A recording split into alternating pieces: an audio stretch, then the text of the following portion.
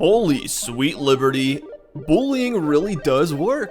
But seriously, I am shocked by the Helldivers 2 community. This honestly feels like a first in gaming history. I can't really think of another time where a massive corporation like Sony walks back on a major business decision like the PSN requirement just because players are voicing their opinion. It just doesn't really happen. And that's why this is a major win for gaming as a whole.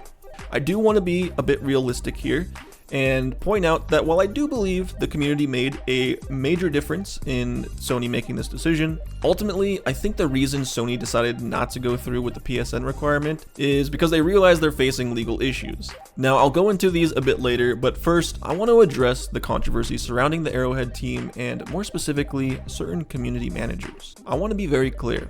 I always try my best to see both sides, and I will always speak my full and honest opinion.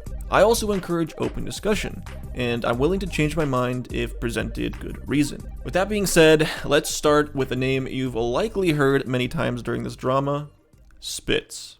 Spitz has been criticized by many people in the community. These people demanded for his termination at Arrowhead due to a few comments he made in the Helldiver Discord. I've looked over every comment by Spitz in question, and genuinely, I cannot comprehend these crazy reactions. Yes, what Spitz said in this comment here was condescending. There's no getting around that. But it is nowhere near deserving to be fired over. It's kind of wild that people don't seem to understand the immense gravity of losing your job. That is how people survive and support themselves or their families. So there needs to be a really good reason to take that away from someone. Now this probably won't help my case, but I was actually a community manager for 2 years at a tech company. So I'm very familiar with the position that Spitz was in. Honestly though, you should be able to relate even if you worked in retail. Probably understand that people can be real assholes, and dealing with just one can be quite difficult and exhausting. So imagine dealing with tens of thousands of assholes 24/7. It's a difficult job to say the least. That being said, it's also very true that the role of being a community manager is to remain calm, collected, and professional. You also have to balance protecting the company's image while also supporting the community and showing that you care. This becomes very difficult when the community is upset and blames the team you work for. End of the day, let's not pretend Spitz is some robot. He is a human like the rest of us with emotions, and he let those emotions get the best of him. Same as most of the community who acted like absolute troglodytes. But it's his job to remain composed, and he didn't. But it is not worth being fired over. And within a few hours, he acknowledged his mistake and apologized, but many were unwilling to accept it and even claimed that he was only apologizing to save face. And I just can't really understand this. You don't have to accept his apology, but how can you claim to know what his intentions are behind his apology? Like, would you prefer that he just continued that behavior? I'm sure you wouldn't, but instead, he did the right thing, acknowledged his mistake, apologized, and you're just like, nope, fuck you, sorry. Clearly, you don't actually mean that. Personally, I think these people are just projecting their own character. I'm convinced they've never done any self-reflection or made a genuine apology in their life. That's why they immediately assumed that his apology was disingenuous. Also, don't pretend like you've never made a mistake at work. It's ridiculous, and I just honestly feel bad for Spitz.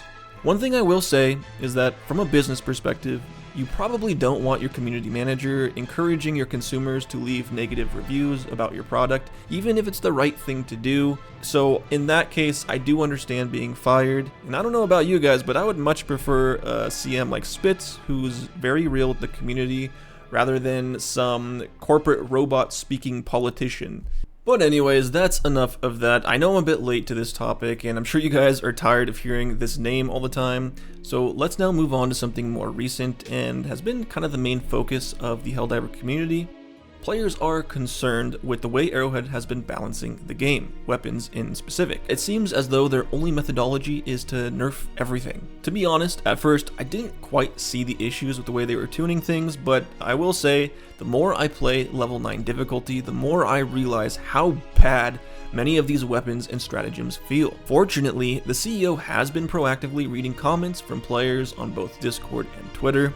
And from what we can tell with the way he's been responding to several of these comments, he does in fact recognize the issue and will be discussing with the team how to better move forward with balancing the game. One player suggested a bottom-up approach versus their current top-down. Essentially what this means is instead of nerfing everything to the ground to match the weaker stuff, ultimately producing a default line that isn't very fun and everything just feels kind of bad, you instead buff everything to match the more powerful weapons. And even if you end up with a default that feels like too many weapons or too strong, at least people are having fun and enjoying the game, and then you start to fine-tune things from there to create a better balance. But at the moment, most things feel pretty bad, especially at the higher difficulties. Now look, I'm no expert with balancing, but my biggest concern with the current method is that moving forward, they'll start to look at other things like player health and armor, enemy health and armor, etc. And if they're tuning those things to match a very weak and not fun weapon system, then the whole game's gonna kind of feel like shit. So I do think it's pretty important that sooner than later they find a different approach to their balancing system.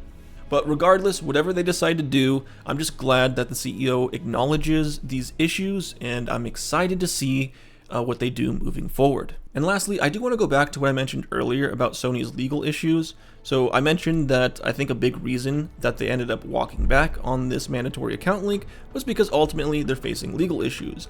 And I think these legal issues resulted from Sony allowing countries who cannot make a PSN account to buy and play the game despite knowing full well they would eventually require players to link a PSN account, effectively removing access to the game for these players despite them owning it and have been playing for several months. Furthermore, Sony retroactively changed the wording on their official website. Originally, it stated that it was optional to link a PSN account to PC games.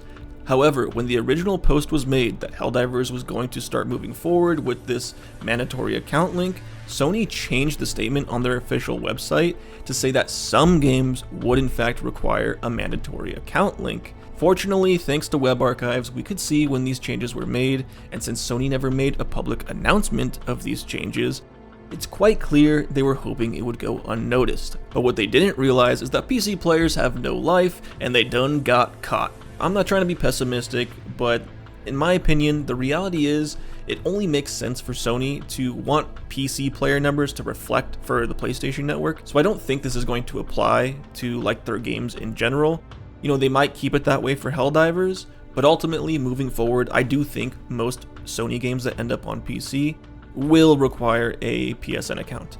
And it's possible that even Helldivers will in the future. But until then, I'm glad that things turned out the way they did. However, we still are waiting for about 177 different countries to regain access to the game. If they never refunded the game, they can continue playing it. However, for those who did refund the game, they can no longer purchase it because it's not even an option anymore. Now, these restrictions were implemented before Sony walked back on the mandatory account link. So it's very possible that Steam actually did this themselves in order to prevent more problems with people from these countries purchasing the game and then needing refunds.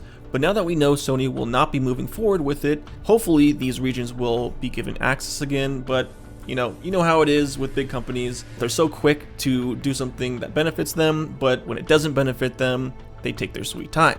And yeah, that's about it. Sorry I jumped around a lot today. I was trying to kind of piece together some things I missed out on, and I'd love to hear your thoughts in the comments about the continued region lock, as well as what you think about the current balancing issues. Are you still playing the game, and what do you think a good solution is moving forward? Anyways, that is about it for today's video. Thank you for watching. See ya.